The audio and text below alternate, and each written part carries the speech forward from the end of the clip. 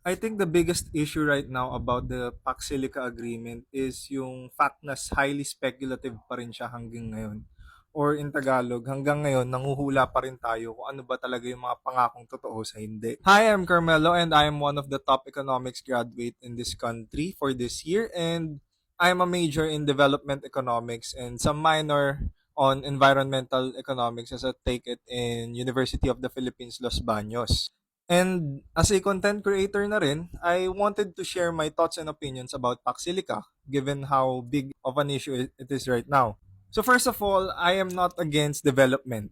Development economics nga ni. But ang mahirap kasi ngayon sa Paxilica, hanggang ngayon yung mga detalye hindi pa rin klaro.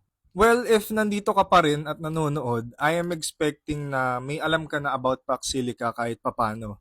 And yung mga issues nga na napag-uusapan kadalasan is yung sa lupa, sa kuryente, sa tubig, tsaka yung sa trabaho. Highly speculative siya kasi for example, yung sa tubig, 'di ba? Alam naman natin na nakikita natin sa news ng ibang bansa na sobrang gastos talaga sa tubig ng mga data centers. And nakikita natin na yung mga villages or yung mga mamamayan near it is nagsasuffer kasi nakikipaghati sila ng tubig sa mga data centers na to. Same with sa kuryente. Napakalakas gumastos ng kuryente ng data centers, and alam naman natin dito sa Pilipinas problema na nga yung kuryente, di ba?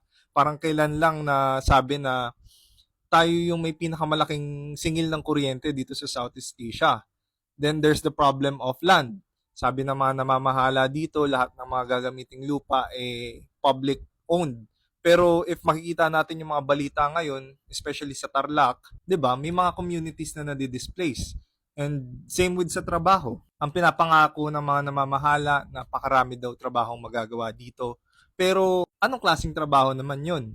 High quality jobs ba siya or dagdag na low quality jobs na parang service centered na naman ang itsura. Pero ayun nga, tama naman yung mga pro dito sa Pax Silica, no, na napakalaki ng potential nito once mapirmahan na to. Kaso, ang tanong kasi, bakit siya minamadali? Kung magandang initiative naman talaga to, bakit di natin siya pag-aralan ng mabuti? Di mo rin naman masisi yung mga duda dito kasi lalo na sa ating mga Pilipino na ilang beses nang paulit-ulit inuulol ng gobyerno. Kasi baka mamaya, kaya minamadali na naman siya kasi yung mga nasa taas lang o yung may kapangyarihan na lang naman ulit yung makikinabang. So, kung magandang initiative talaga ang Pax Silica, madali na lang yan ipaintindi sa bawat Pilipino. Sino bang Pilipinong ayaw umanlad, di ba?